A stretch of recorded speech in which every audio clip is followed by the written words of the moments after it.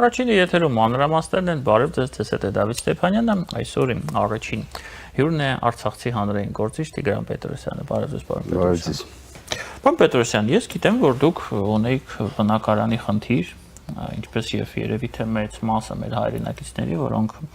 դարձել են էթնիկ զտման քաղաքականության զոհ եւ այսօր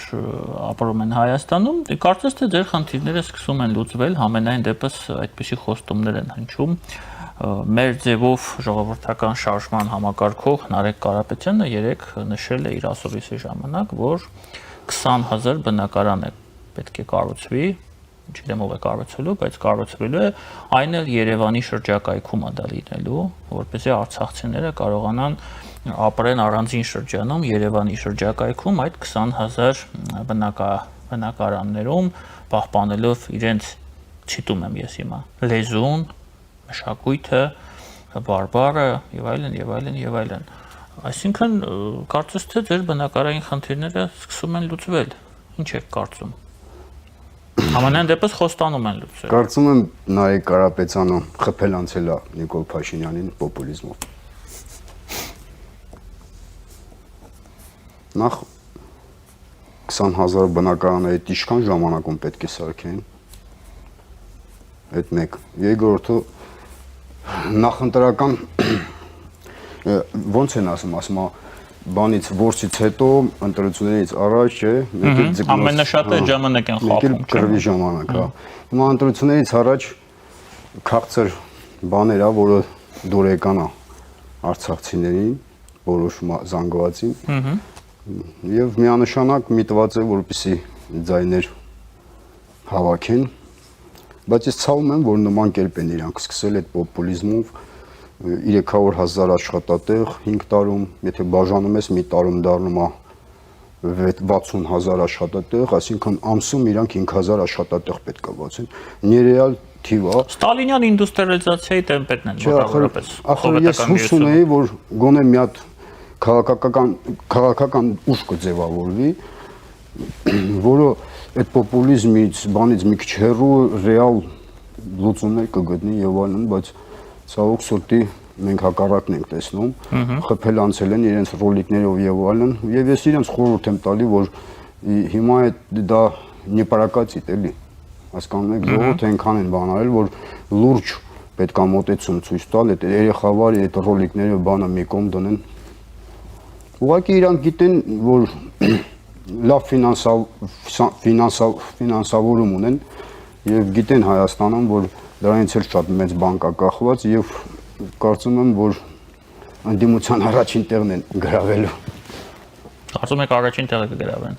Կարծում եմ Քոչարյանից կանցնեն Քոչարյանական ուժերից։ Միանշանակ կանցնեն։ Հենց հիմա գնում է, ես ասել եմ, որ Նիկոլ Փաշինյանը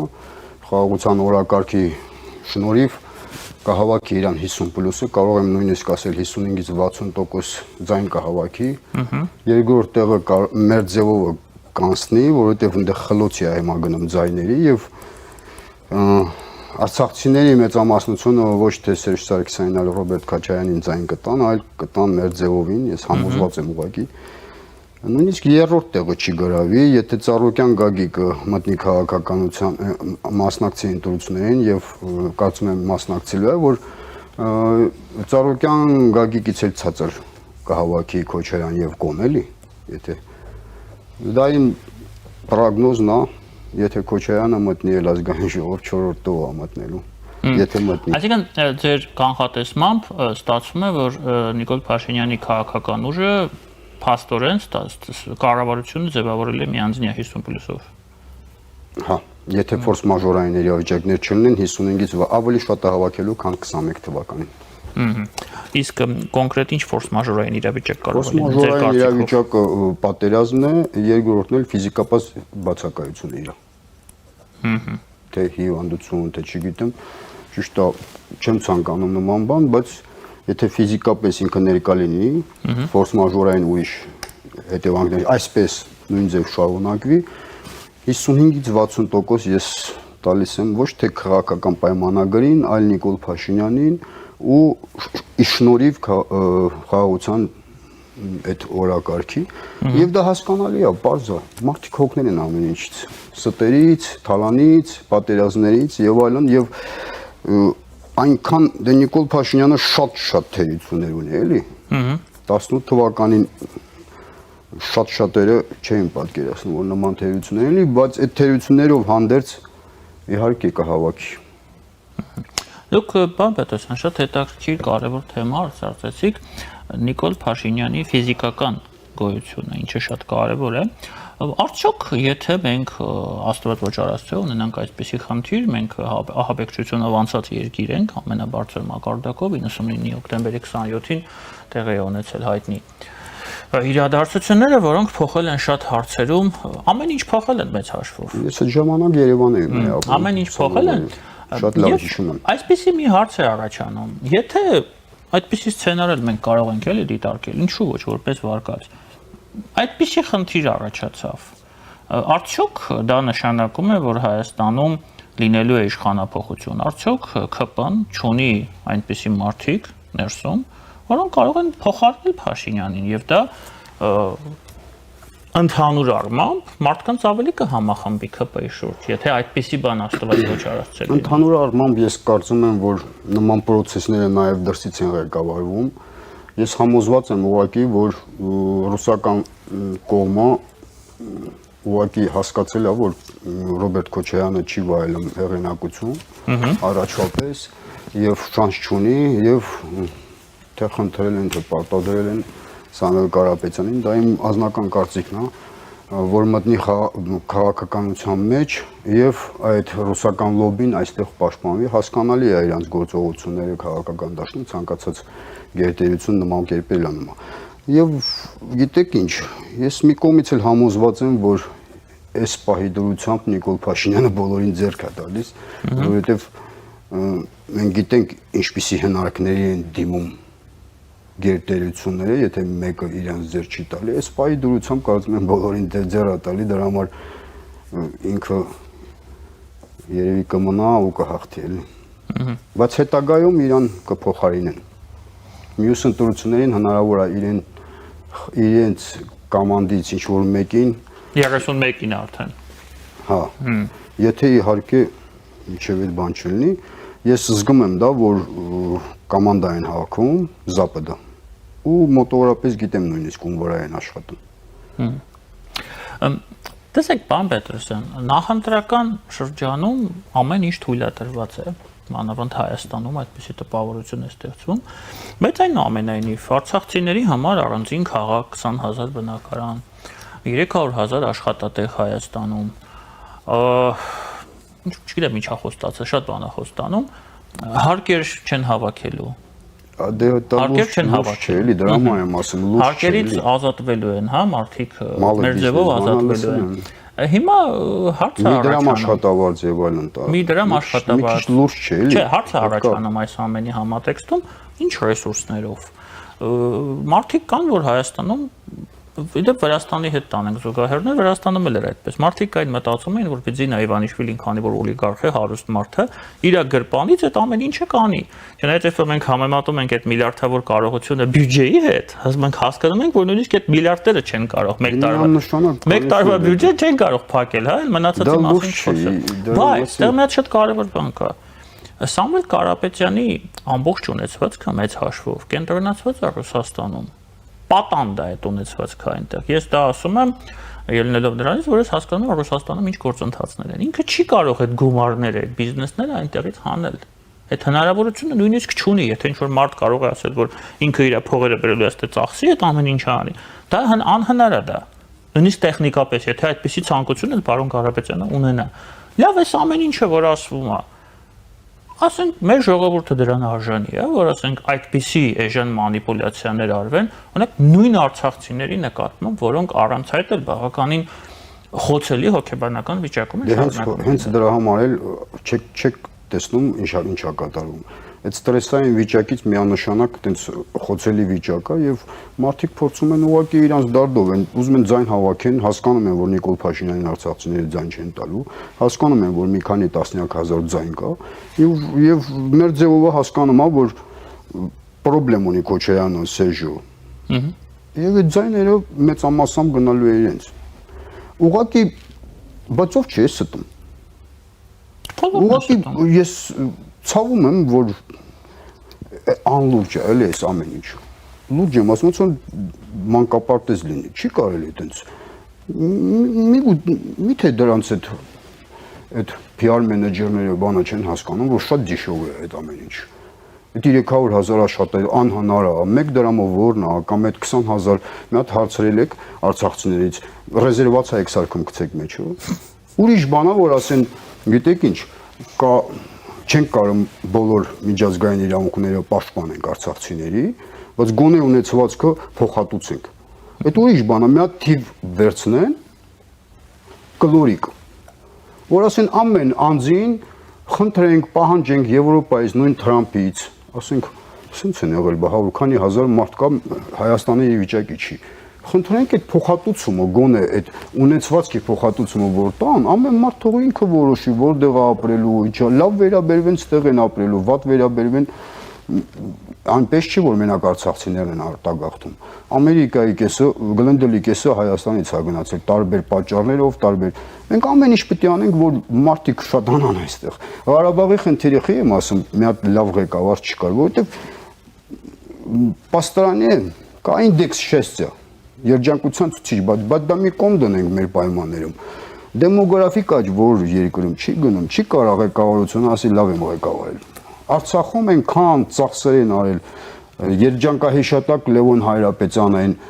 այդ ծրագիրը հասանենք, դա լուրջ ծրագիր էր, խթանող, լուրջ։ Ղարաբաղի մասշտաբներով շատ լուրջ ծրագիր է։ Շատ լուրջ ծրագիր է։ Այսինքն նույնիսկ այդ ծրագրերի շրջանակներում, որ ինքը խորախուսում էր այդ ծնելիությունը եւ այլն, դեմոգրաֆիկ աճ չէր գնում։ Մարդիկ արտագաղթում էին։ Մեկին նեղացնում էին, մեկը ինքն էր նեղվում։ Հասկանում եք, չի կարա այդպես։ Հիմա ես նույնը ստեղ եմ ասում։ Ղարաբաղում շատ ծանր էր, չէ՞, շնչելը։ Եթե ուղեղը տանջատես, ոնց որ կենթանու նման ապրես, շատ հեշտ է։ Ոչ միլիցիաները քեզ բան ասում, ոչ ինչ-որ մեկն էր ասում, բայց հենց ինչ-որ վախի մտնոլորտ կար, ես զգում էի դա երբ որ մարդիկ վախենում են շատ չկա, որ չկարողանամ աչքերին նայեմ, թե Ղարաբաղ, թե այստեղ։ Դուք չէ, ես ընդհանրապես մարդկանց մասին եմ ասում։ Մարդիկ բա ինչ, նույնից եմ կրկնում, եթե իրանք ոչ մի բան չունեն։ Կար աշխատանքը կորցնելու վախ, ամենամեծ վախը հասարակությունում։ Չէ՞։ Հա, բա ոնց։ Ասենք մարդիկ շատ էին վախենում ինչ որ ավել խոսքի համար աշխատանքից ազատվել։ Դա կոչվում է ընտրություններին ոնց է գոսրեսուրս է կոչվում։ Պետական ադմինիստրատիվ ռեսուրսը հենց այդ վախի մթնոլորտն է ցանկացած երկրում։ Թե Հայաստանում էլ առաջ հիմա մի քիչ ոնց որ ազատ է, բայց մեկը էլի ադմինիստրատիվ ռեսուրսը ոչ մեկ չի ադմինալ։ Տիգրան, բացի այդ խարախուսվող պոպուլիստական խոստումներից ռեզերվացիա սարքել 20,000 բնակարան, Արցախի բարբար եւ այլն, կա քաղաքական ուժեր, որոնք աշխատում են արցախցիների հետ, օգտագործելով այդ վախի մթնոլորտը, փորձելով ինչ որ ձևով մարդկանց վախեցնել, խաբել, հա, շեղել եւ դրանով ստիպել, որ նրանք գնան եւ կատարեն ընտրություն։ Հիմա դժվար վախենան, բայց մեկը գիտեք ոնց է։ Ինչ որ մեկը նա կոմենտ է գրում, իր բարեկամին են գտնում, բան խնդրում, մեր մասի sense բան է գրել, խնդրում են եւ այլն, որոշների վրա կարող են ազդեցություն գործեն, շատերը արդեն լրիվ հիասթափված, նույնիսկ ոչ մի process-ի չեն խառնում, Facebook-ը ջնջել են, մի մոմենտ էլ ես էի ուզում այդպես անել, բայց միջև ընտրությունները չեմ ջնջելու, էլի, որովհետեւ պետք է լինելու մարդկանց երեսին ճիշտ ասել որոշների մասին։ Դրա համար կտեսնենք ընտրություններից հետո միգուցե ես էլ ջնջեմ Facebook-ով։ Ես շատը ինձ այդ ընտրությունները པարզ է իմ համար։ Նիկոլ Փաշինյանը ընտրվելու է 50+-ով, այնտեղ ասեցի մեր ձևովն անելու, Գագիկ Ծառուկյանն անելու, վերջում Քոչարյանը երևի 7% մինչև 12 տենց մաքսիմում հավաքի։ Սերժ Սարգսյանը չի անցնի։ Սերժ Սարգսյանը չի անցնի։ Դե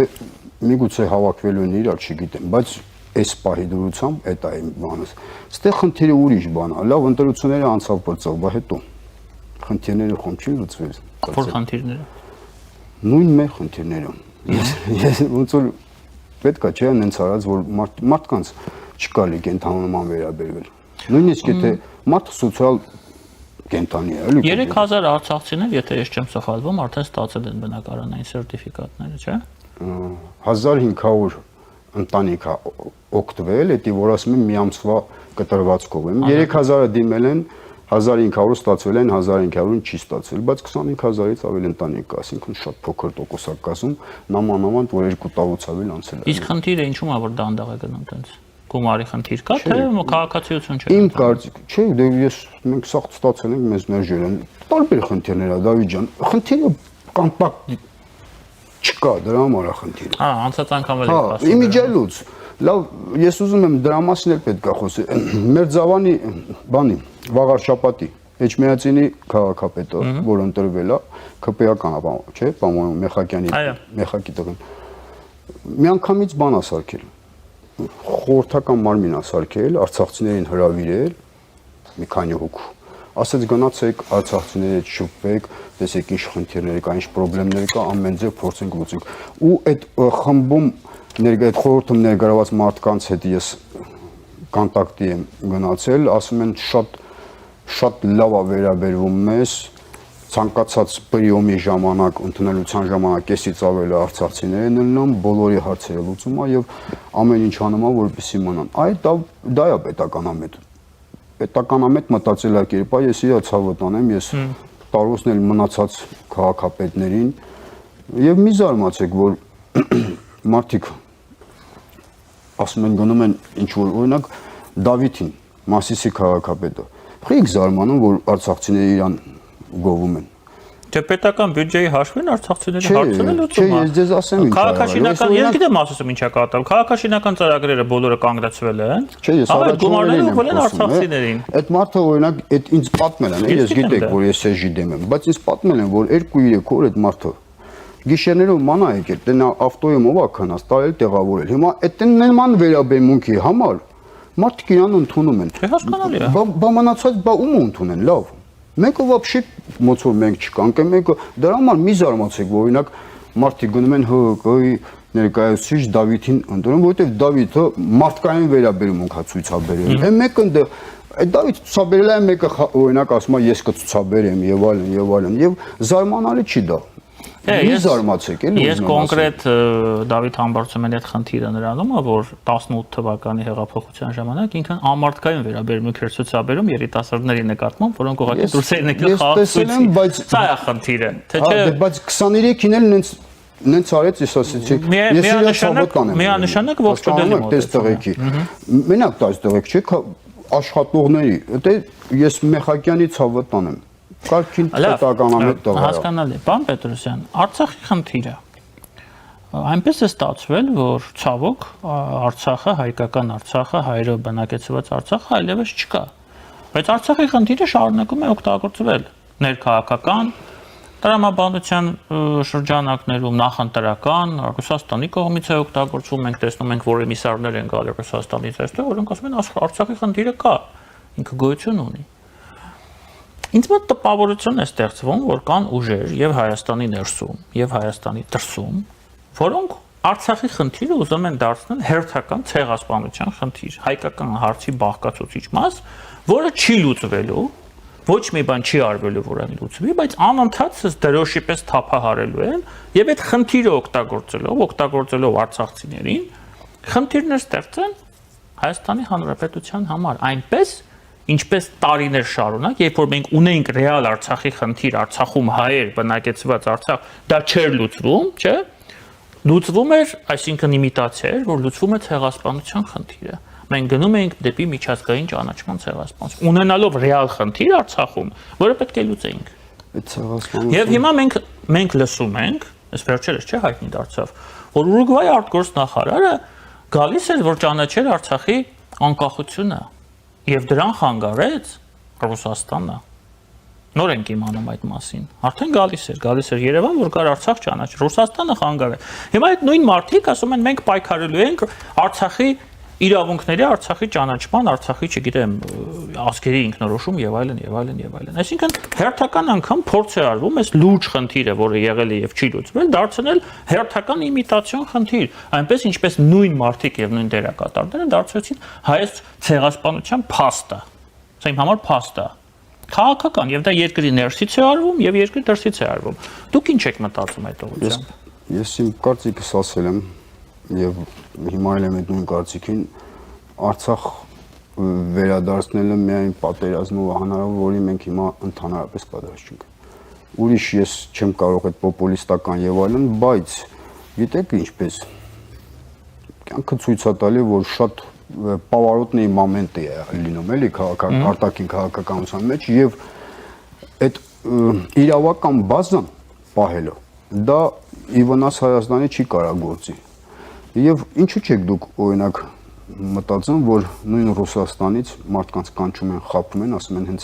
հենց Ուկրաինան բարձնի, Պուտինը Ադրբեջանը քանդելու է, դուք գնալու եք, այսինքն մարդիկ կարող է բաց ոչ մեկին օրինակ չասես։ Այդ մարդը հույսով գալիս է ասում, լավ ալնելու պետքա եւ այլն, հասկանում եք, պետքա այդ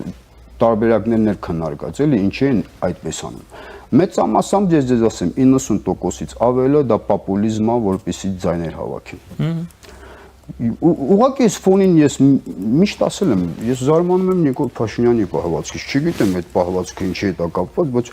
շատ է զարմացնում ինձ այդ պահվածքը, որ ինքը իր մի հատ քայլով կարող է այդ շատ այդ կարտոնի դոմիկներ քանդի, էլի, բայց չի անում։ Այդ հարցին պետք է պատասխանել։ Միգուցե դա բացատրվում է նրանով, որ Ռուսաստանի հետ հարաբերությունները չի ուզում վերջնականապես փչացնել, որովհետև մենք հասկանում ենք, չէ, այդ բոլորի հետևում Ռուսաստանն է կանգնած։ Երբ որ թելը սկսում ես քաշել, Ռուսաստանն է տանում։ Բայց Նիկոլ Փաշինյանը պետք է ամեն կերպ նենց անի, որ հարաբերությունները լրիվ չփչանա։ Դա եմ ասում էլի, դրա համար միգուցե չի ուզում այդ կարտոչնի ձեր ասած դոմիկները քանդել։ Լավ հասկացեք, էլի Ռուսաստանը տես քանի միլիոն հայ ապրում,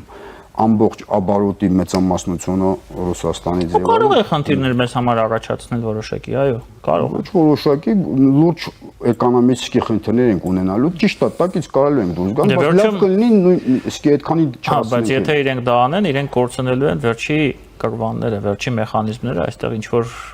ազդեցություն ունենալու համար դա էլ պետք է հաշվի առնենք։ Իրենց մոտ իմպերիալիստический մշլение իրանք դες չեն մտածում։ Դա հա, դա էլ է ճիշտ։ Եթե այդպես չմտածեն, Ղարաբաղը հիմա դուք հիմա Ղարաբաղում եք ապրում, եթե այդպես չմտածեին։ Ղարաբաղում արդեն էլի, որ այդ վերջը սենց եղավ, ես հասկացա, որ իրանք ուղղակի իմպերիալիստический մշլение ու համոզված եմ նույնիսկ որ շատ քաղաքական գործիչներ Ռուսաստանում այդպես են մտածում, որ Ուկրաինան կանգնի, Պուտինը չի մոռացել Ալիևի քայլերը ու պատժելու է։ Իսկ հիմա կարծում եմ պետք է այնպես արած, որ այս ներքին օրինակ իմ խորհուրդը էլի այդ բլոգերներին բանին պետք է մի քիչ սանձանձեռնեն, որովհետև ատելություն չէ, բայց բան են ոնց որ այնպես են արտահայտվում, այս սկոպ կա, էլի, որ ասես խի, բա ես տենց չեմ արտահայտել, բայց իրականում ընդհանուր այդ բանը գնում է ընդդեմ արցախցիների, էլի։ Եկել եք բան ձեններ հետ կտրեք, լավ։ Ես հիմա Հայաստանի քաղաքացի եմ, ես իրավունք ունեմ իմ իշխանությունից դժգոհ լինել։ Հայաստանում բոլորը իրավունք ունեն արտահայտվել, եւ ես կարծում եմ ոչ մեկ իրավունք չունի այդ արտահայտվելու բլոգերների մակարդակով սահմանափակել։ Բլոգերների կառավարության որոշ անդամների, որոշ падգամավորների մակարդակով այդ մցնում է այդ ատելությունը եւ այլն, որին պետքա շատ կոշտ արձագանքել եւ պետությունը պետքա արձագանքի։ Այնպես չանեն էլի, որ մի հատ Տուժված Ղարաբաղցի մի հատ բլոգեր կա, տենա օրինակ բռնիցեցի մտնի ընկնի։ Հասկանում եք, այդ ուղղությամբ աշխատանքները էլի թերի են։ Նաև այնպես է ստացվում, որ Արցախյան խնդրի, արցախցիների խնդրի չափումը նաև եկեղեցուն է վերաբերվում, ինչով, որտեվ ասում են, չէ, որ իշխանությունը սկսել է հետապնդել Գարեգին II-ին կամ Կտրիչ Ներսիսյանին, նրանից հետո, երբ որ ինքը Շվեյցարիայում ինչ որ համաժողով է կազմակերպել, որտեղ արցախցիների իրավունքներն էին քննարկվում։ Եվ դա այն դեպքում, երբ որ Արցախը շրջափակման մեջ էր, ոչ մի համաժողով չէր կազմակերպվում, եկեղեցին լուր էր, զանգերը չէին հնչում, ընդհանրապես ոչ մի բան չկար։ Արցախի թեմի առաջնորդը փախել էր Արցախից, չէ՞։ Եվ երբ որ Արցախը վերացավ որպես գործոն, արցախցիները Արցախի հողից վերացան, հիմա եկեղեցին սկսել է, եկեղեցու իշխանները սկսել են Արցախի ժողովրդի իրավունքներով զբաղվել։ Ընդհանրապես եկեղեցում էլ է իշխանության կռիվ գնում։ Հիմա պարզ է էլի, Հա մեկ էլ գիտեք ինչպես, փաստորեն այնպես ստացվում, որ աթեիստը մեր երկրում տեղ չունի։ Հիմա ցույց են տալի Աթեիստ լինելը մոդայք չի հիմա։ Չէ, հիմա մոդայք ես չեմ ասում, ես աթեիստ եմ, բայց մարդ կա, հիմա աթեիստ է։ Դու այնպես են անում, որ մեկը գնում այնտեղ չոքում է, մեկը այնտեղ է չոքում։ Չի կարելի էլի տենց 21-րդ դարն է, էլի մեր ինքնությունն է, մեր ինքնությունն է հայկական եկեղեցին, էլի, մեր մշակույթի անբաժանելի մասն է։ Պարոն Պետրոսյան, աթեիզմը եւ քաղաքականությունը համատեղելի չեն Հայաստանում հիմա։ Սա է խնդիրը։ Չէ, ուզում եմ ասեմ, հենա հավաքվել են կողմնակիցներն ու բանը է, որ Էջմիածին, ընդհանուր 3000 մարդ չի եղել, 3 միլիոն մարդ է ապրում Հայաստան։ Հասկանում եք ինչ է, մարդիկ ուղղակի ես նորից եմ ասում, հայ ազգին շատ է հեշտ խաբել, մանիպուլացնել եւ այլն։ Մենք բազմիցս տարիներով ենք դա տեսել եւ ներկա պահին էլ են մանիպուլացվում տարբեր կողմերից։ Դե մենք մեր զրույցը այդ մասինն է։ Մանիպուլացիա եւ ես ցավում եմ մեր նման գործերը ես կրկնում եմ այդպես չեն անում։ Ես չեմ պատկերացնում որ դա պետք է եղել սիրուն առանց բեշումայի պլի ուղարկել։ Այդ ձևը եթե չեն կարող ունենալ թույլ են։ Յամա թույլ են, բան չեմ ասում։ Չեմ պատկերացնում որ ժողովրդավարությունը, պարոն Պետրոսյան, մենք ժողովրդավար երկիր ենք, չէ՞։ Ժողովրդավարությունը չեմ ասում, գնան կարակին կամ բան անեն։ Կան չեն ցույց տան, ասեն խախտել ես գնա էլի իզուր։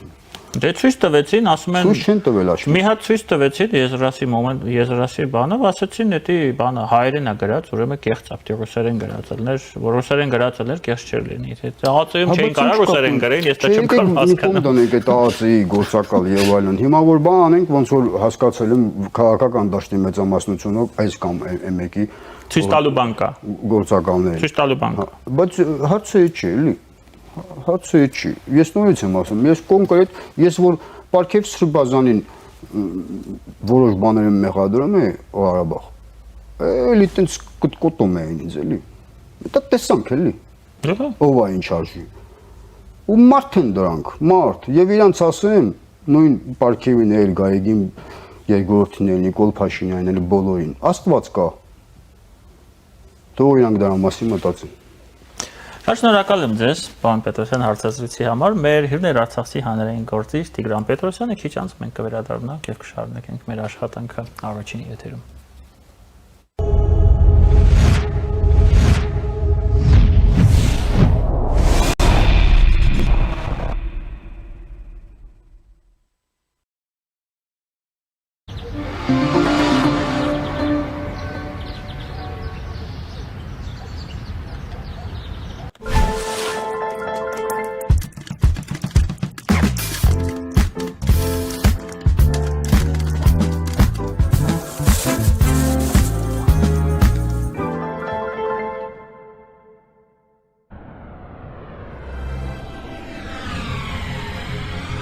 «2026-ին Եվրոպան 75%-ով ավելի մոտ է լինելու։ Իդեալ համակարգը բացում է եվրոպական որակի եւ նրբագեղության դռները ձեր առաջ։ Հնարավորություն ընձեռելով ձեռք բերել եվրոպական արտադրողների լավագույն նմուշների նշված տեսականին մինչև 75% բացառիկ զեղչով։ Կան տարբերակներ, կա իդեալական տարբերակ։ Մանրամասները idealsystem.am։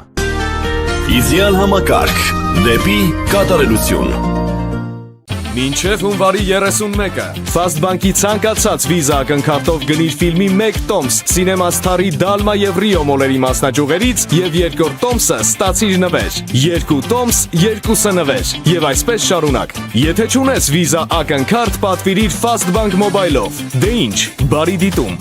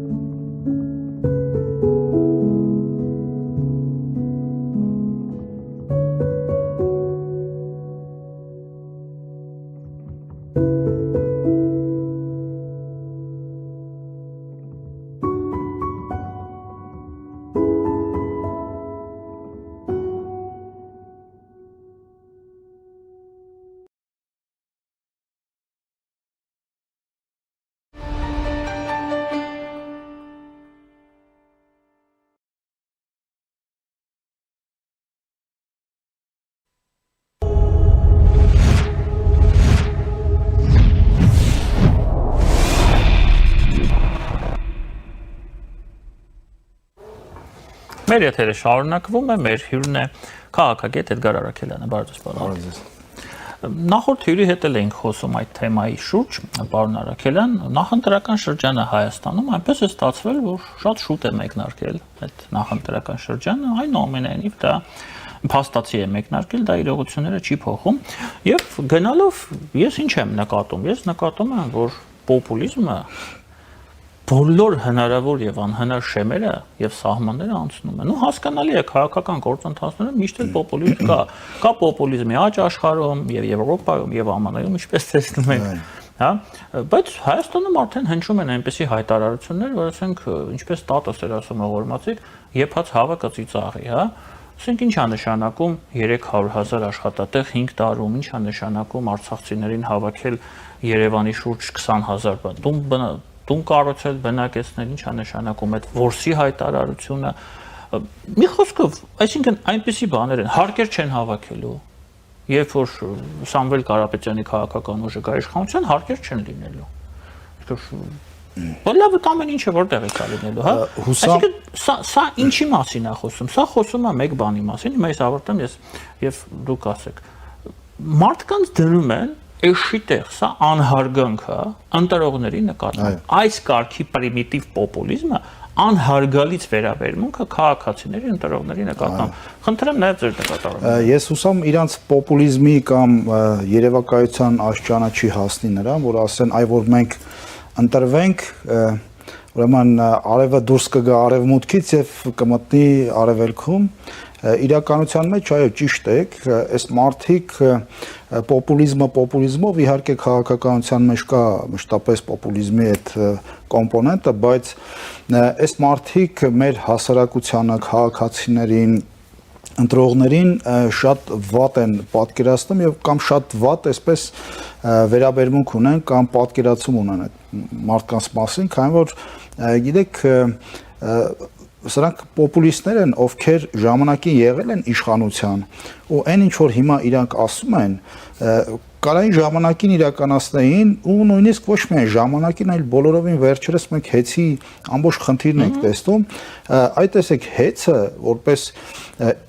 շատ կարևոր ստրատեգիական մարմին Հայաստանի Հանրապետությունում, որից կախված է Հայաստանի Հանրապետության չեմ վարանի ասել յուրաքանչյուր քաղաքացու կամ ընտանիքի էլի սոցիալական որոշակի մակարդակ, այսինքն իրանք այդ համակարգը վերցրել են 10 տարի առաջ առնվազն եւ այդ համակարգը շատ ավելի վատն են դարձրել, քան դա միգուցե կար կամ այն խոստումները, որ տվել են համակարգը բարելավելու 10 տարում այդ խոստումները իրենց ընտանիքը, հա, եթե մի կողմ նույնիսկ դնենք, որ Կարապետյանների ընտանիքը ուղիղ եւ անմիջական առնչություն ունի նախկին իշխանությունների Ռոբերտ Քոչարյանի եւ Սերժ Սարգսյանի իշխանությունների հետ եւ եղել է այդ իշխանությունների ուրեմն ֆինանսական եւ քաղաքական հենասյուներից մեկը։ Իրենք վերցրել են համակարգ ու այդ համակարգը ոչ միայն չի բարելավել, այլ ընդհակառակը դեգրադացվել է։ Եվ դա բոլորը զգում ենք մեր մաշկի վրա ամենօրյա հովարային անջատումներից եւ այլնից եւ այլն։ Եվ հիմա այս մարդիկ եկել են փորձում են, չգիտեմ, 1 դրամով ուզում են Հայաստանի ղեկավարի պաշտոնում աշխատել, էլի հեծի օրինակով երբ որ մենք բերենք, տեսեք ինչ են այնտեղ արել, միջազգային ֆինանսական կառույցներից տոկոսով վարկ էին վերցրել ու անտոկոս փոխառություն տվել են իրենց հետ փոխկապակցված կառույցներին։ Սա նշանակում որ մի օր իրենք Հայաստանը կարան գրավ դնեն, փող վերցնեն տոկոսով ու էլի ասենք տրամադրեն իրենց բիզնեսներին կամ իրենց այդ փոխկապակցված անձանց։ Երբ որ խոսում են 300,000 աշխատատեղերի մասին, երբ որ խոսում են փոքր բիզնեսի մասին, պետք է հասկանանք, որ այդ 20 տարիների ընթացքում նաև իրանց մոնոպոլիայի ունեցած մոնոպոլ դիրքերի արդյունքում, որ Հայաստանում ոչ միայն աշխատատեղեր չի ավելացել, այլ մենք երբեմն տեսել ենք, որ Հայաստանում աշխատատեղերը պակասել են եւ ընդհակառակը վերջին 4-5 տարիների դինամիկան ցույց է տվել եւ այսօր թվեր էլի ես կարդացի, որ մինչեւ 18 թվականը Հայաստանում եղել է 500 քանի հազար աշխատատեղ, առնվազն գրանցված հարկ մուծող, հա, աշխատատեղ, հիմա մենք ունենք 815-ի կարգի 815,000, այսինքն 300,000 աշխատատեղեր վերջին 4-5 տարիներում Հայաստանում ավելացել է, ու դա ավելացել է նրա պատճառով, որ Հայաստանում տեղի ունեցել քաղաքական փոփոխություններ, այդ քաղաքական փոփոխությունները բերել են նաև տնտեսական փոփոխությունների։ Հայաստանում իրենց նման մոնոպոլիստները ուրեմն այլևս չեն կարողացել մեծ լծակներ ունենալ տնտեսության վրա։ Տնտեսությունը բացվել է, դրա արդյունքում Հայաստանում գեներացվել է լրացուցիչ 300,000 աշխատատեղեր։ Կամ ստվերից են դուրս Կամ թեկուզ ստվերից են դուրս եկել, քանի որ այդ 300,000 մարդը աշխատողը հարկա վճարում Հայաստանի Հանրապետության պետական բյուջե կամ փոքր ու միջին բիզնեսները։ Մենք գիտենք, որ Կարապետյանները տիրապետում են մի քանի խոշոր առևտրային կենտրոնների Երևանում կամ մյուսների մեջ ինչ որ հայաբաժին ունեն, ուրեմն ասեմ, որ ցանկացած առևտրային խոշոր կենտրոնի բացում դա նշանակում է մի քանի տասնյակ խոշորների փակում կամ սնանկացում այդ շրջակայքում։ Եվրոպայում, եթե չեմ սխալվում, կա օրենք, հա, որ բնակության որոշակի թվին համապատասխան պետք է լինեն այդ խոշոր սուպերմարկետները եւ մոլերը, որպիսի փոքրերին չվնասեն։ Չէ, ընդհանրապես քաղաքից դուրս են լինում կամ քաղաքից դուրս են լինում։ Ես գիտեմ, որ ժամանակին Հայաստանի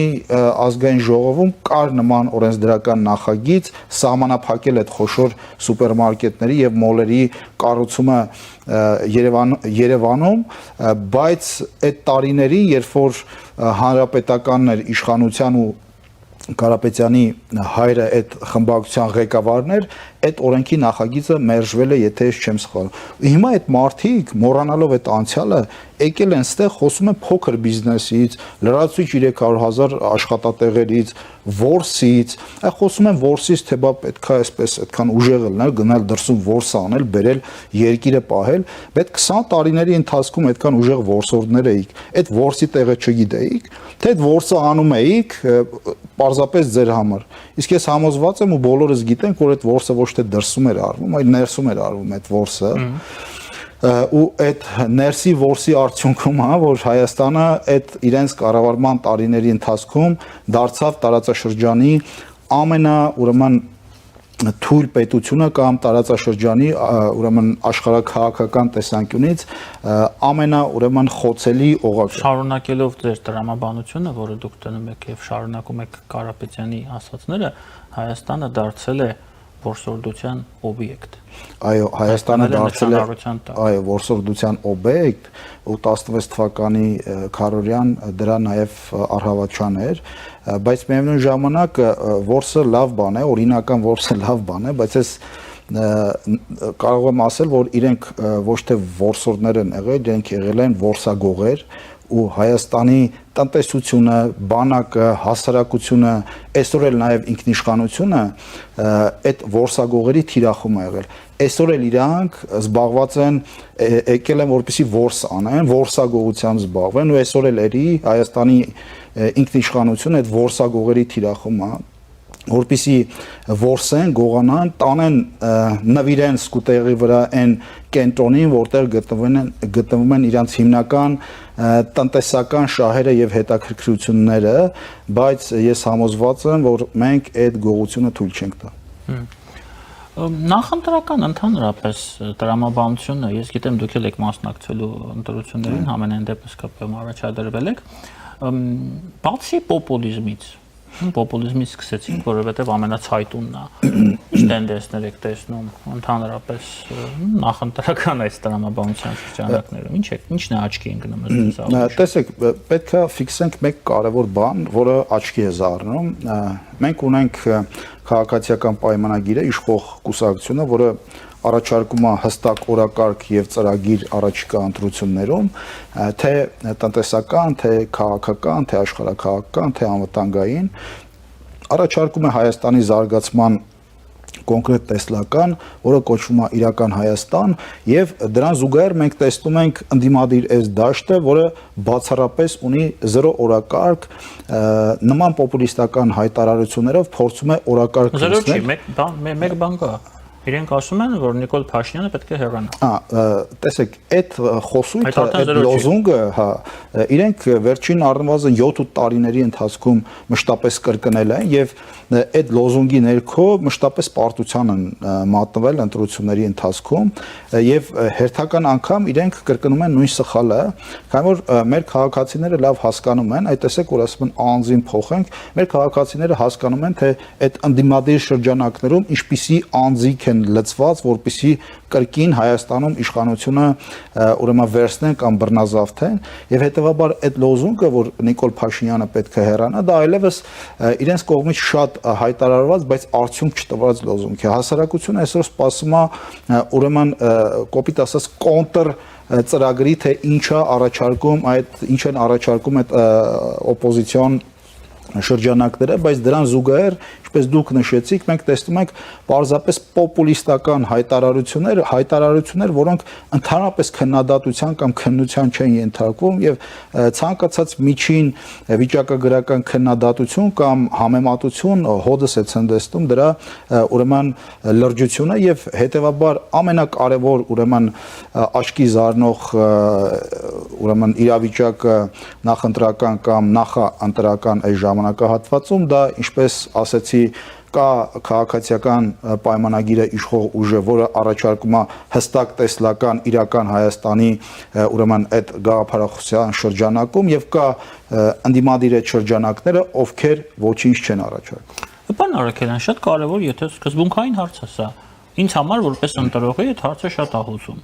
Ես համամիտ եմ, որ այս պահին միակ քաղաքական ուժը, որը առաջարկում է ինչ որ ծրագիր, դա ԿՊՆ-ն է։ Լավ, մնացածները ինչի չեն առաջարկում։ Սա պետք է խորքային պատճառ ունենա, չէ՞։ Իրենք հասկանում են, չէ՞, որ դա պետք է։ Ինչի չեն առաջարկում այդ ծրագիրը։ Տեսեք, ԿՊ-ի առաջարկած ծրագրի հիմքում ընկած է նաև Հայաստանի ինքնիշխանությունը։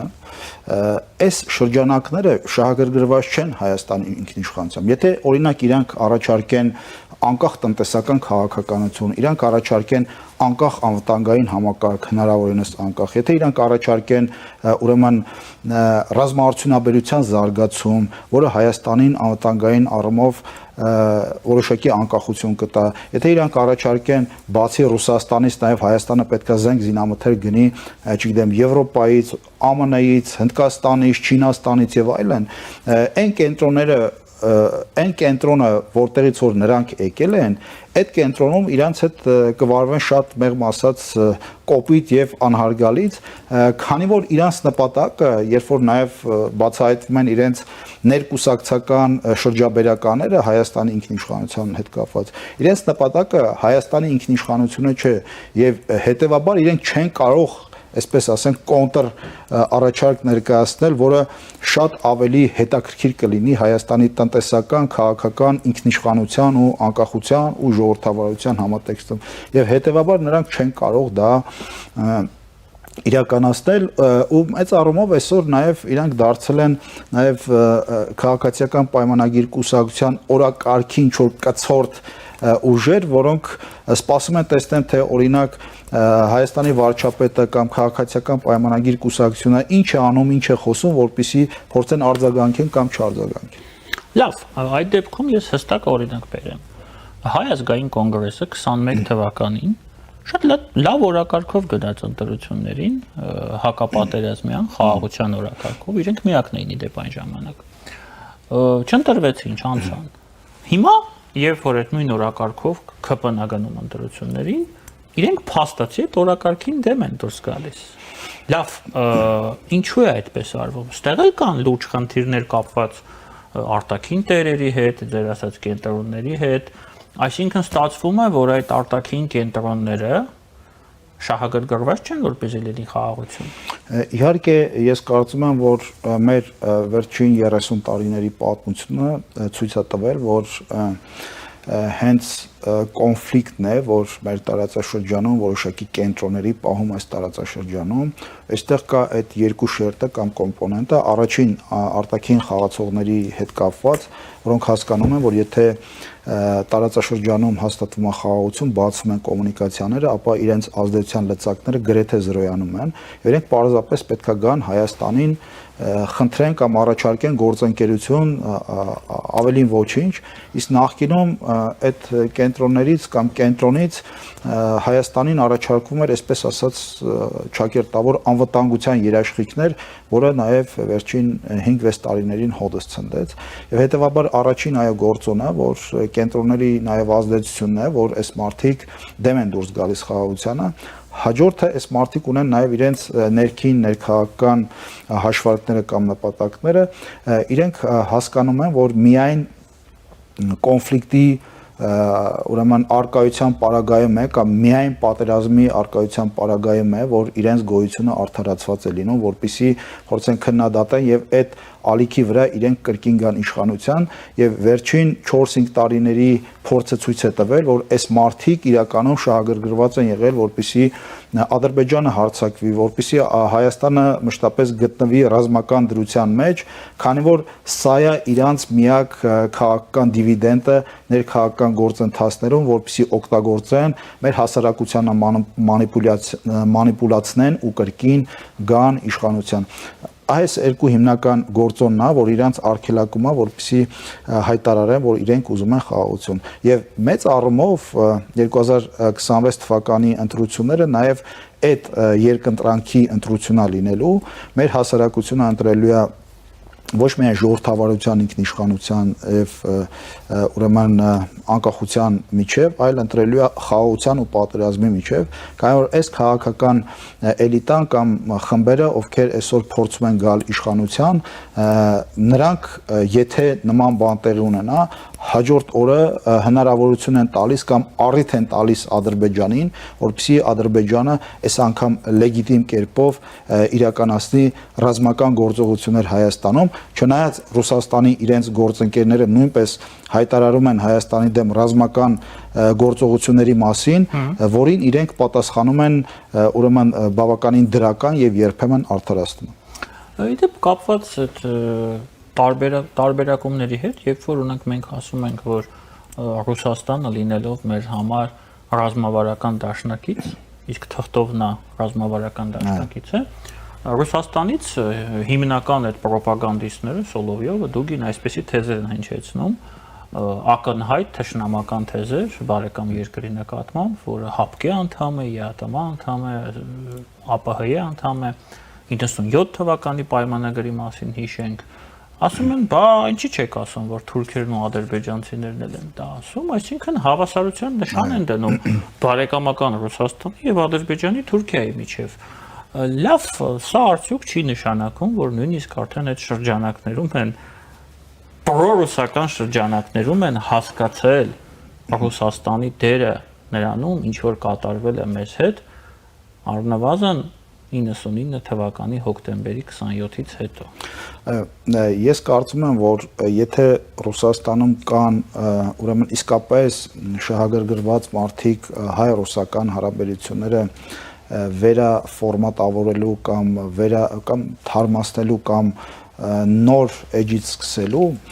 եթե կան իսկապես նման մարդիկ թե Ռուսաստանում, թե ուրեմն Հայաստանում, ապա իրանց վարքագիծը այլ պետքա լինի ու իրանք պետքա նախ եւ առաջ դատապարտեն Սոլովյովների եւ Դուգինների նման հայտարարությունը։ Բայց ցավոք սրտի ես որքան փորձում եմ հասկանալ, թե ովքեր կան, որ մի փոքր տարբեր կարծիք են հայտնում հայ-ռուսական հարաբերությունները ու ընդհանրապես Ռուսաստանի արտաքին քաղաքականության վերաբերյալ հետ խորհրդային տարածաշրջանի հետ կապված, ես կարծեք թե չեմ գտնում ու այստեղ ես կարծում եմ սա ռուսական քաղաքականության ռազմավարական պարտությունն է կամ Ռուսաստանի ռազմավարության պարտություն է մեր տարածաշրջանում, քանի որ այդ ռազմավարությունը հատկապես ցայտուն երևաց Ուկրաինայի պարագայում եւ ես այսօր համոզմունք ունեմ, որ ռուսական ներկայիս էլիտան, քաղաքական էլիտան մնացել է դեռևս խորհրդային այդ կայսերապաշտական նույնիսկ այդ տրամադրությունների տակ այդ մարդիկ կարծեք թե չեն տեսնում, որ աշխարհը օրորի փոխվում է եւ շատ գնացներ այլևս վաղուց գնացել են եւ եթե իրենք ուզում են տարածաշրջանում դերակատարություն ստանձնեն, նախ եւ առաջ իրանք պետքա ազնիվ եւ անկեղծ լինեն գործընկերների հետ, ասեն այն կամ խոստանան այն, ինչ որ կարողանում են եւ չասեն այն, ինչ որ չեն կարողանում, եւ հաջորդը Ռուսաստանը իրեն պետքա պահի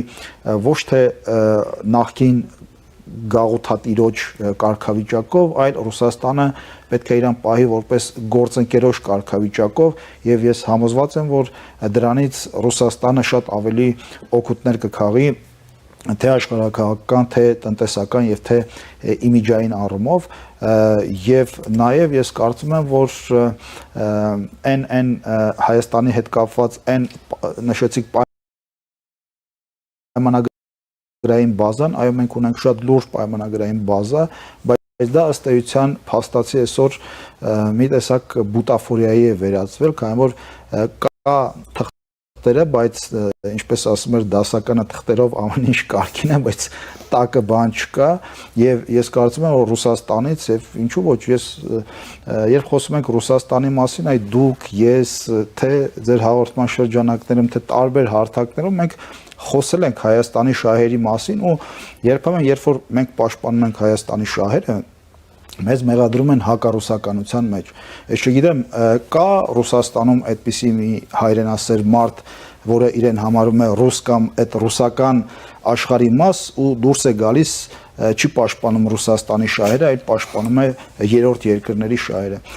Եվ հետեւաբար էս էլ է եկել այն մտայնությունից, այդ քաղաքական էլիտայից, ովքեր մշտապես իրենց այդ կառավարման տարիներին պաշտպանել են ոչ թե Հայաստանի շահերը, այլ նախ եւ առաջ Ռուսաստանի շահերը։ Եվ այսօր երբ որ մարդիկ կան Հայաստանում, ովքեր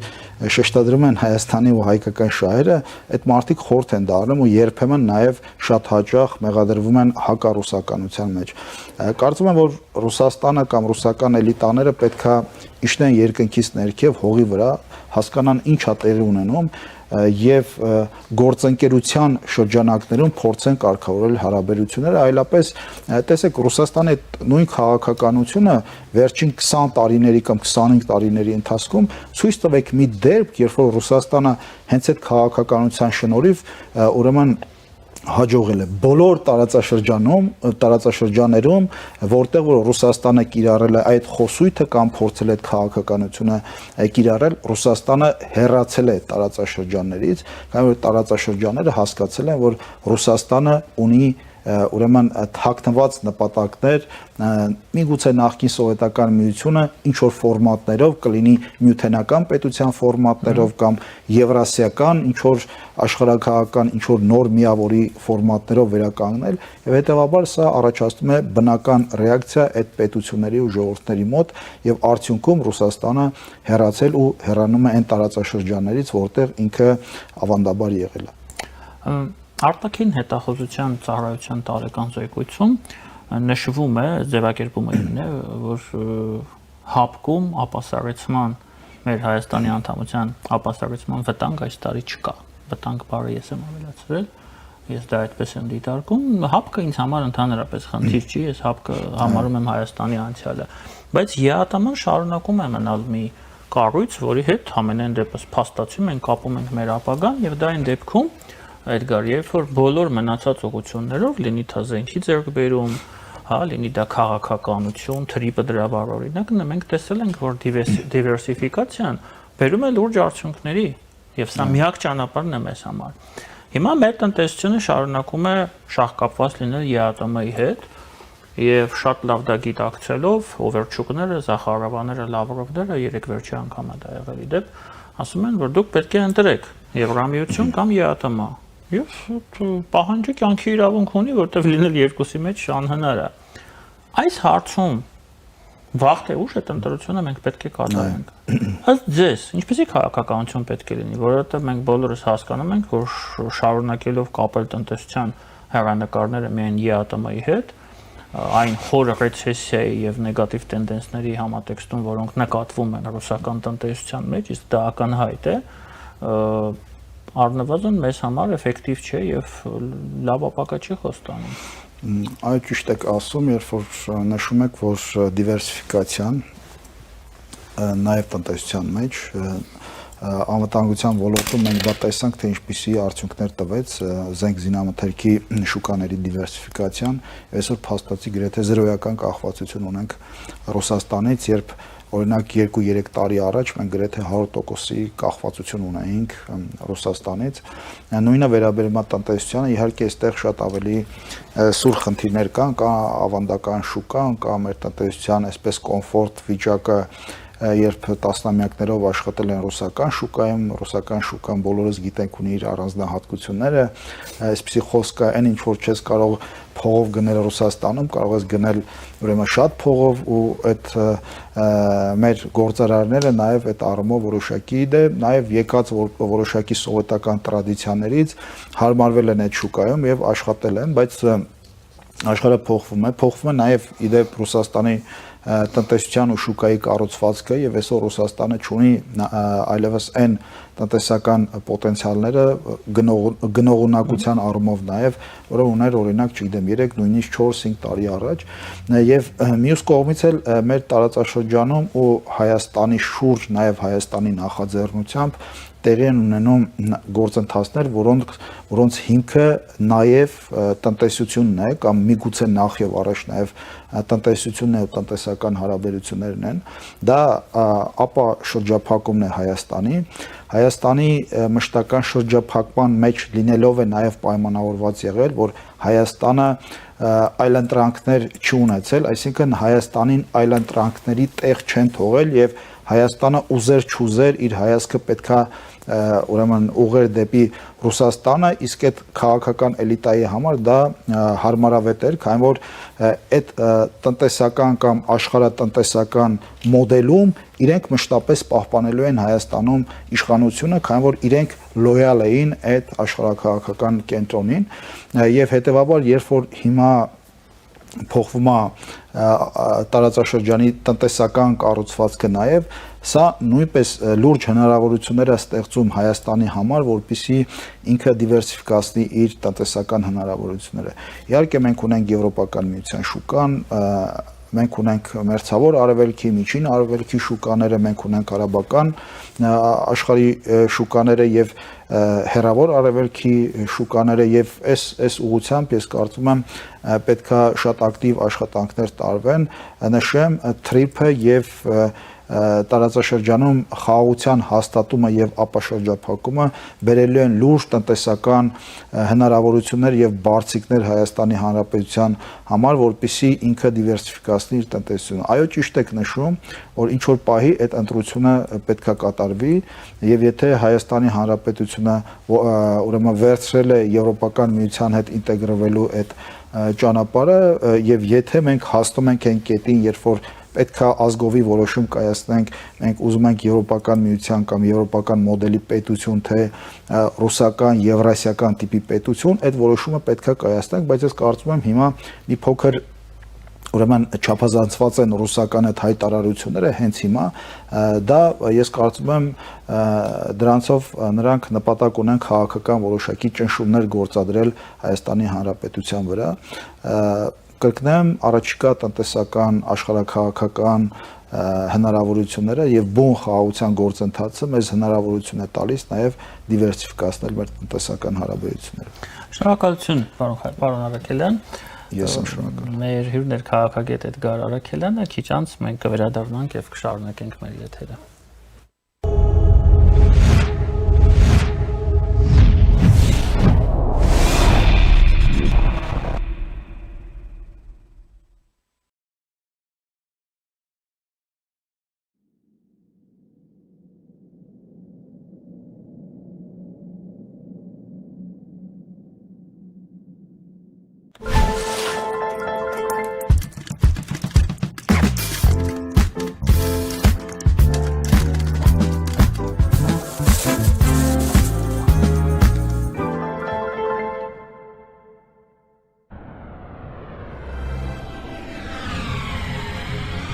2026-ին Եվրոպան 75%-ով ավելի մոտ է լինելու։ Իդեալ համակարգը բացում է եվրոպական որակի եւ նրբագեղության դռները ձեր առաջ։ Հնարավորություն ընձեռելով ձեռք բերել եվրոպական արտադրողների լավագույն նմուշների նշված տեսականին մինչև 75% բացառիկ զեղչով։ Կան տարբերակներ, կա իդեալական տարբերակ։ Մանրամասները idealsystem.am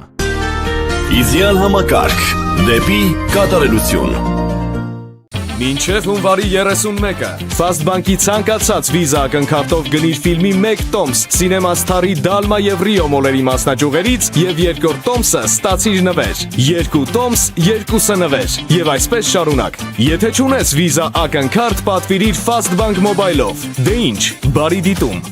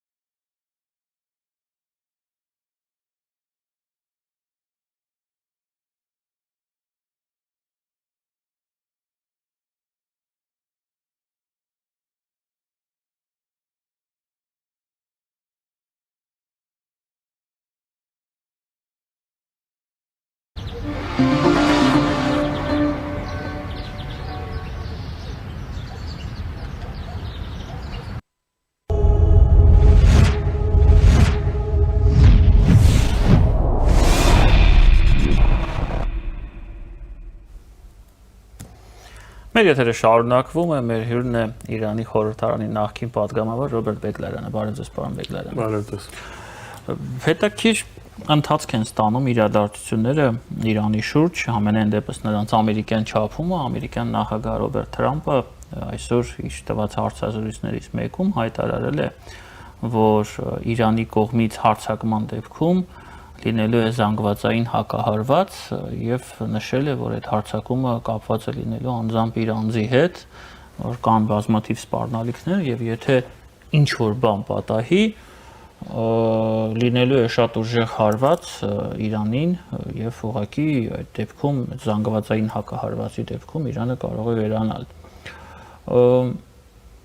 Ինչ անենք, սպասենք հերթական Թրամփի սպանության փորձին, հիշում ենք, չէ, նախընտրական ժամանակաշրջանում եղել է այդպիսի փորձ, ականջ էր վնասվել Թրամփի, որից հետո Թրամփը դարձավ նախագահ, եւ արդյոք, եթե փորձենք այս ամենը լրջացնել, հնարավոր է, որ ԱՄՆ-ն պատրաստվում է իրոք հարվածներ հասցնել Իրանի տարածքին, եւ հիմա ինչ-որ պատեհ կամ անպատեհ պատճառներ են եւ առիթներ են փնտրում։ Գալով ձեր հարցի վերջի հատվածին, այո, կարելի է ասել ինչ որ պատեհ պահի սպասվում է կամ պատրվակների կամ ինչ որ հիմնավորումների, դա չի կարելի հերքել։ Մենք գիտենք, որ երկու կողմի հրատարաբանությունն էլ իմաստնավոր ես վերջի շաբաթվա ընթացքին ավելի է կոշտացել։ Հետևաբար նաև այն լուրերը, որ տարածվեց, թե ինչ որ հարձակման շեմին են եղել, հետո տարբեր պատճառներով կամ խորհրդակցությունների բերումով կամ Նաթանյահուի, չգիտեմ, ինչ որ Իսրայելը ոչ պատրաստ լինելու պարագային հետ է նահանջել կամ հրամանը Թրամփը հետ է վերցրել, դրանք բոլորը արդեն խոսվել է այս շաբաթվա ընթացքին եւ անկախ նաեւ այն երկու ստեկ, երկու կողմ հասցեագրված այսպես ասենք հոխորտանքները կամ անարգալից խոսքերը, որ ասվել է, դրանք բոլոր ինձ թվում է ավելի թեժացրել մթնոլորտ։ Հետևաբար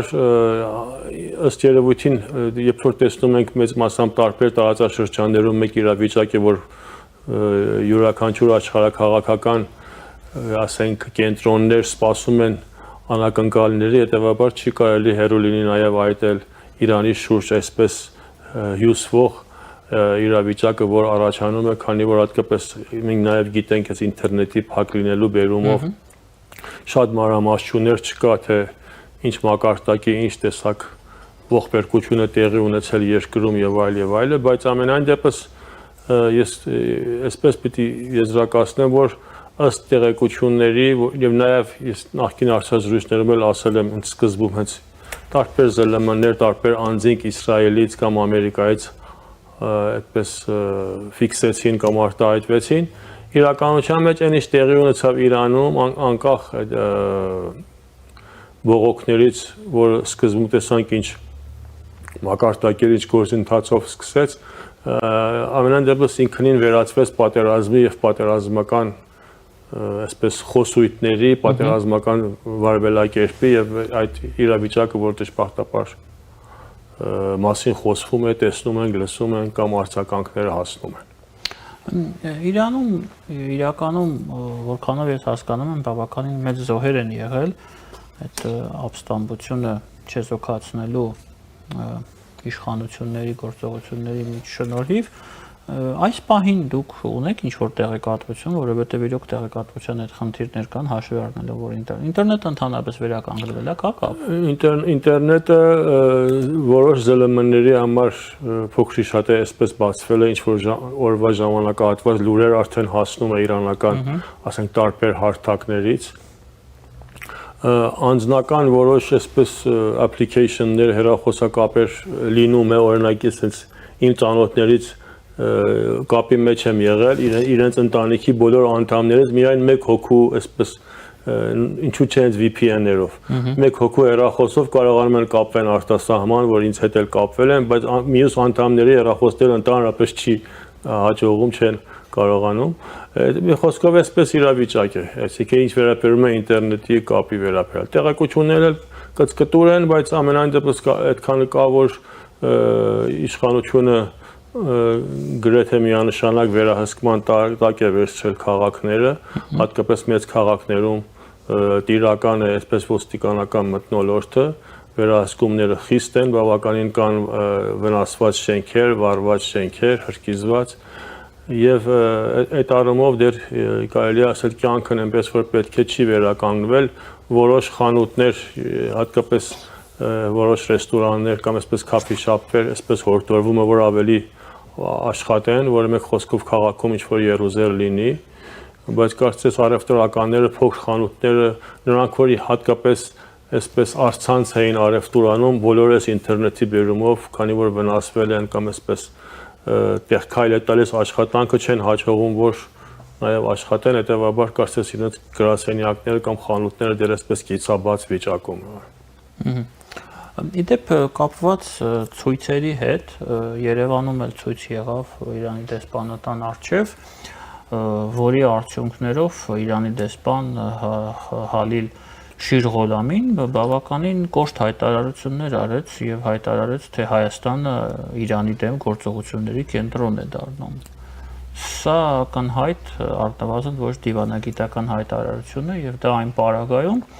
երբ որ հունվարի 17-ի Իրանի քաղաքացիների բողոքի ակցիան իրականում խոչընդոտվել էր, որովհետև ներքին գործերի նախարարությունը, ոստիկանությունը թույլ չէր տվել, որպեսզի բողոքի երթ լինի։ Ծրագրված էր բողոքի երթ Իրանի դեսպանատանից դեպի Կապույտ մզկիթ։ Եվ ահա հայտնի է դառնում, որ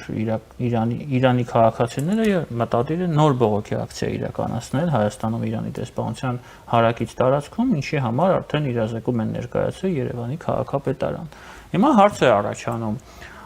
Իրանում, Իրանի արտգործնախարարությունում, Իրանի դեսպանը չգիտի, որ Հայաստանում արգելված չէ բողոքի ցույցեր, եթե նրանք գրում են խաղաղ բնույթ, իսկ նրանք գրում են խաղաղ բնույթ։ Այսպիսի հայտարարությունները ըստ ձեզ ինչով են պայմանավորված։ Ոչ դիվանագիտական։ Մեծ հավանականությամբ նախ պետք է ընդունենք, որ մթնոլորտը իրոք թեժացավ, քանի որ թե Իրանում եւ թե Իրանի շուրջ։ Եվ հիմա ինքը երկար գուցե թեմա լինի, բայց ամենայն դեպս ինչպես որ ասվեց այդ հոլովույթ, որ ունեցավ ցույցերը, ինձ թվում է ամեն ինչով հանդերձ ինչ որ առումով անակնկալի բերեց, թե ինքը ցուցարարներին ու ժողովրդին, թե իշխանությանը։ Հարցի մյուս կողմը այն է, որ երբ արդեն իրանական կողմի համար ինձ թվում է այսպես է, երբ իրանական կողմի համար կամ հստակեցվեց, կամ այդպես ընկալվեց, հիմա ես որևէ արժեքային դատողություն չեմ անում, առ այն որ ֆակտերը պիտի ձեռնահասություն ունենանք բոլորս, եւ որ մեկ խոսքով էս ինչ տեղի է ունենում իրոք նաև լուրջ ահաբեկչական կամ արտաքին ուժերի միջամտության ու գործակալների դերակատարությամբ հանդես գալիս եւ մեկ խոսքով պատերազմական այդ իրավիճակը, չմոռանանք, որ նախքան պարոն դեսպանը առաջին մեկ օր առաջ իր հարցազրույցում ասել էր, որ հունվարի 8-ը Իրան-Իսրայել պատերազմի 13-րդ օրն էր։ Հետևաբար այդ ինքնին ինձ թվում է այն հոգեբանությունը մթնոլորտն է ստեղծում, որ այնինչ տեղի է ունենում առավել է, քան ասենք քաղաքական այսպես ակտ կամ ցույց։ Հետևաբար դա տարածվեց։ Ըստ երևույթին դեսպանի մոտ նաև այս դժգոհանքը կար, որ հազվադեպ են եղել աշխարհում մայրաքաղաքներ, որ Երևանի չափ ամեն օր ցույցեր կատարվի դեսպանատան դիմաց եւ ուղղակի հայհոյանք լինի դեսպանի անձին, սպառնալիք լինի դեսպանատան պաշտոնյաներին եւ այլն։ Գուցե հայկական Հայաստանի իշխանություններից, որ մեկ խոսքով ավելի լուրջ վերաբերվեին անկախ այն այսպես ցույցի իրավունքներից կամ Հայաստանի սահմանադրմամբ նշված կետերից եւ այլ։ Կարծում եմ սրանք բոլորը դեր են ունեցել, թե հիմա դուք այդպես վերագրում եք ոչ դիվանագիտական, բայց կարծում եմ դեսպանը մտածել է, որ այդ ինչ որ սպառնալիքներ կան, գուցե եւ նաեւ այն կապերը, որ դեսպան հաստատել է Հայաստանի իշխանությունների հետ, նախքան այդ ցույցերի այսպես վերջի օրերին նկատի ունեմ քայլարշավ, որ պետք է տեղի ունենա եւ այլը, եւ այսպես է եզրահանգել, թե համապատասխան կամքը չի ցուցադրվում Հայաստանի իշխանության կողմից։ Տեսեք, պարոն Բեգլարյան, խնդիրը հետևյալն է, երբ որ մենք դիտարկում ենք Իրանի հարևանությամբ գտնվող երկրները, ես կարող եմ սխալվել, ձեր կարծիքն եմ հարցնում, ինձ մոտ տպավորություն է ստեղծվում, որ ամենաբարյացակամ տրամադրված երկիրը դա Հայաստանն է։ Եվ այս պարագայում անվանել Հայաստանը որպես թշնամական ուժերի կենտրոն Իրանի նկատմամբ առնվազն ոչ ճիշտ է, առնվազն։ Դուք ինչպես եք կարծում, իրոք դա այդպես է, որ Հայաստանը ամենաբարյացակամ տրամադրված երկիրն է Իրանի նկատմամբ, եթե մենք հարևաններին դիտարկենք Իրանի, թե ոչ, միգուցե դա այդպես չէ։ Գիտեք, ես չեմ կարող վերջապես դեսպանի փոխարեն կարծիք հայտնել։ Չէ, ձեր կարծիքով։ Այո, իմ կարծիքով այդպես է, այսինքն Հայաստանը ամենաբարյացակամն է, ես կարծում եմ այդ փոխադարձ վստահությունն էլ կա, անկախ այս վերիվարումներից, բայց ներկա իրավիճակը ունի այնպեսի բարդություններ, որ ի վերջո Հայաստանը, այսինքն եթե Հայաստանը թե Իրանը պետք է արագ ինչ-որ բարձրաբանումներ ունենան, իհարկե մենք տեսանք Հայաստանի վարչապետի պարոն Փաշինյանի նաև ինչու՞ չէ արտահայտությունն հստակեցումները այս ուղղությամբ, որը կարծում եմ այդ մակարդակի այդ հանգրվանում ինքնին բավարարիչ էր, բայց ամենայն դեպս իրանական կողմն ունի իր նկատառումները, որ վստահ փոխանցել է, հիմա չգիտենք, չենք թույլ տվեք էլ չխորանանք ավելի։ Շատ լավ, շատ լավ։ Տեսեք, պարոն Բեգլարյան, Իրանում կատարվածի մասով հասկանալի է, չէ, որ այդ սոցիալ-տնտեսական խորը խնդիրները հաղթահարված չեն, որոնք բերել են այդ ցույցերի, դարձել են ցույցերի պատճառ։ Հիմա եղանակները կտականան, ջրի խնդիրը նորից կգա առաջնահերթ, առաջին պլան, գիտենք ինչ է կատարվում, օրինակ Ուրմիա լճի հետ, հա, ու խնդիրները համակարգային են, շատ խորն են եւ լուրջ են։ Եվ որքանով ես հասկանում եմ, լինելու են նոր բողոքի ցույցեր։ Հիմա Իրանում ինչպես են իշխանությունները ինչպես են պատկերացնում այս լուրջ խորը համակարգային խնդիրների լուծումը, որովհետև հասկանալի է, որ ամեն անգամ մարդկանց վրա կարակելով խնդիրը չես կարող լուծել, վաղ թե ուշ այդ իրադրությունը պայթելու է եւ պայթելու է նույնիսկ առանց Թրամպի, Դոնալդ Թրամպի օգնության։ Գիտեք, այս պահին բարձր որ չգիտենք իշխանության ներսում ինչ թոհուբոհ է տեղի ունենում, ինչ իրավիճակ է, բայց վստահ եմ, որ բոլոր նրանք, որ ավելի խոհեմաբար են այս հարցերը քննարկում, հենց նույն մտահոգություն ունեն։ Ինչպես մենք ասած նախկինում էլ խոսացել ենք, եւ թե իմ նման անձնավորությունը, որ այդ օրերին Հայաստանում եմ եղել, բայց անդադ հետևել եմ Իրանի իրադարձությունները եւ բազմիցս տնտեսագետներ, հասարակագետներ, քաղաքական դեմքեր, գործիչներ, բոլորը կանխատեսում էին, որ Իրանը շուտով նման է բողոքի ակցիաների ականատես կլինի, բայց թե ինչ մակարդակի կլիներ, ինչքան կտարածվի կամ որ դրդապատճառով կլինի, բոլորի համար հարցական էր։ Հիմա նաև սա էլ հարցական է, թե այս ամենը, որ տեղի ունեցավ, ի վերջո 12-օրյա պատերազմի եւ նրան հետևանող հարցերը, որ առաջ եկավ, չգիտեմ ինչքան ձերբակալություններ եղավ իբրև արտաքին ուժերին գործակալներ կամ հետները համագործակցող, չգիտեմ աֆղանցիները ինչքան Իրանից արտաքսվեցին եւ այլը, հետեւաբար եւ քանի որ այդ քաշքշուկներն էլ կար Իսրայելի, Արևմուտքի եւ մեկ խոսքով արտաքին աշխարհի հարցերը որ կար, մեծ մասամբ կանխատեսելի էր, որ եթե նման մեկ ցույցեր սկսի, վստահ արտաքին ուժերը կփորձեն միջամտել կամ դերակատարություն ունենալ։ Հիմա հարցն այն է, որ ինչ գործընթացներով եւ ինչպես իշխանությունը անակնկալի եկավ եւ ինչու անակնկալի եկավ եւ արդյոք պիտի անակնկալի գար թե չէ այս բոլորը որտեղ ասում եմ կանխագուշակություններ կար քանի որ իրավիճակը իսկապես տնտեսասոցիալականը թեժ էր իսկ գալով ձեր հարցին ես կարծում եմ դա շատ ամենահարցերի հարցն է որ իսկապես Իրանը ինչպես պետք է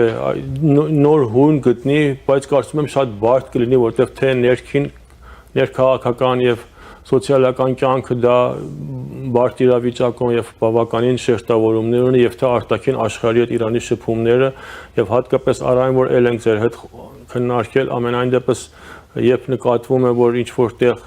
կամ այդպես գնահատական է տրվում թե Իրանը տկար դիրքերում է հետեւաբար բոլորը փորձում են այս միջոցին ունենան իրանց շահաբաժինը հետեւաբար շատ խրթին իրավիճակ է ես նոր էլ այսօր լսում էի ինչ որ հարցազրույց փնտրեցի YouTube-ում անգլերենն էլ գտա տեսա ճիշտ էր թարգմանված բան չկար որ իսկապես այդ մագարտակի դերակատարությունը որ Իսրայելն, Ամերիկան եւ CIA-ը դրանք ունեցել են իրոք այդ ձևը որ հիմա անկախ Չինաստանի, Ռուսաստանի ինչպես որ օգնությամբ Իրանը հաջողել է Starlink-ը խափանել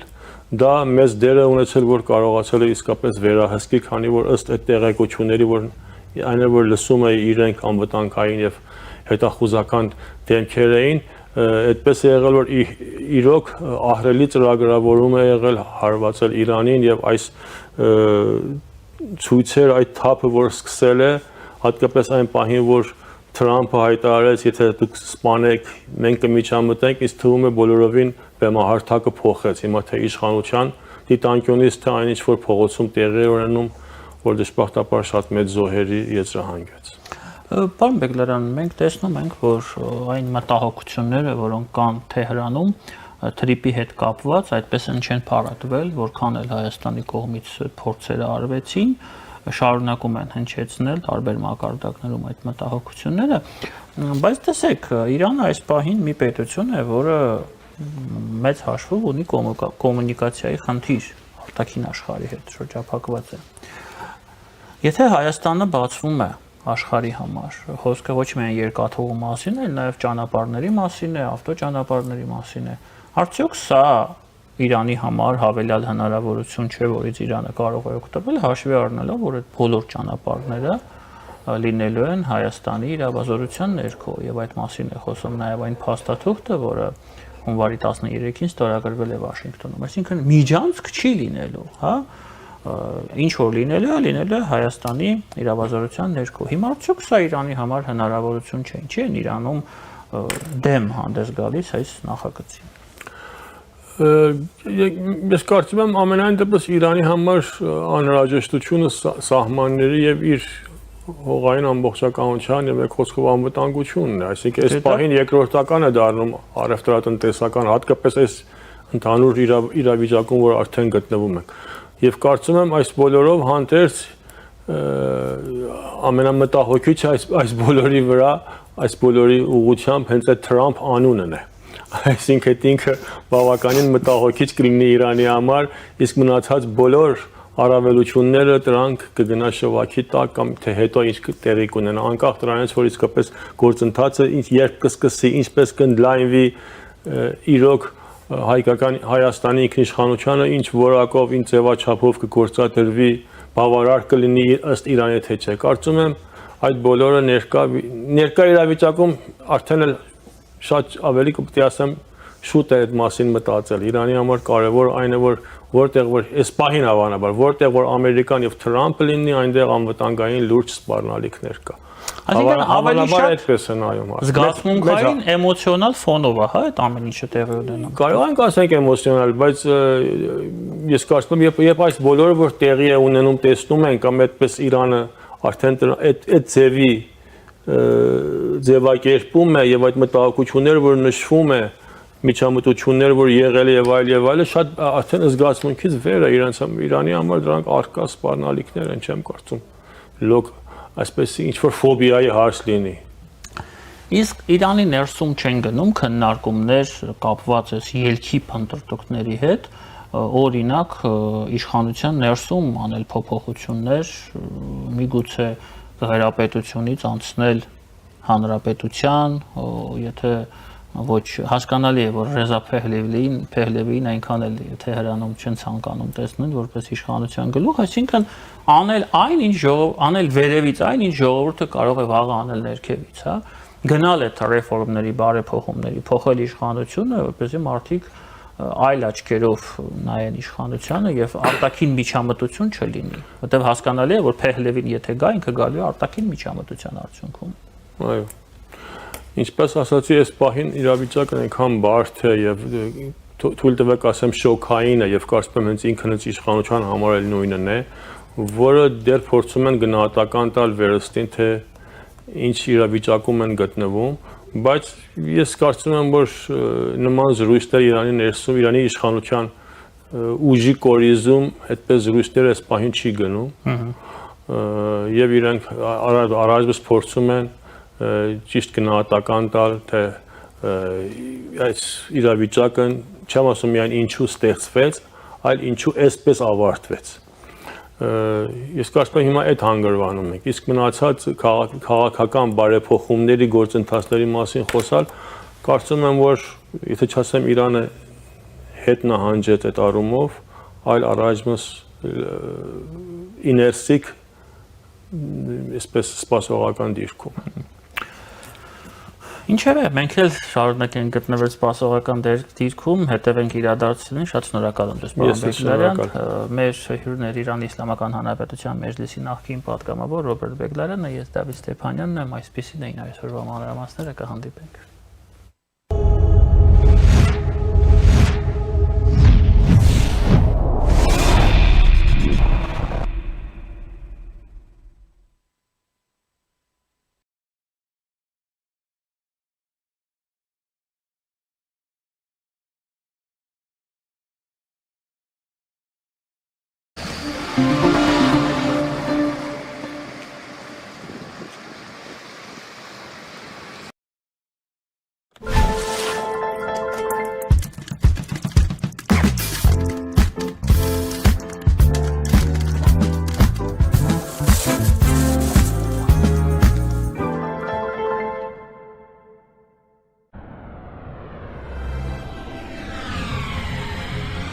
«2026-ին Եվրոպան 75%-ով ավելի մոտ է լինելու։ Իդեալ համակարգը բացում է եվրոպական որակի եւ նրբագեղության դռները ձեր առաջ։ Հնարավորություն ընձեռելով ձեռք բերել եվրոպական արտադրողների լավագույն նմուշների նշված տեսականին մինչև 75% բացառիկ զեղչով։ Կան տարբերակներ, կա իդեալական տարբերակ։ Մանրամասները idealsystem.am։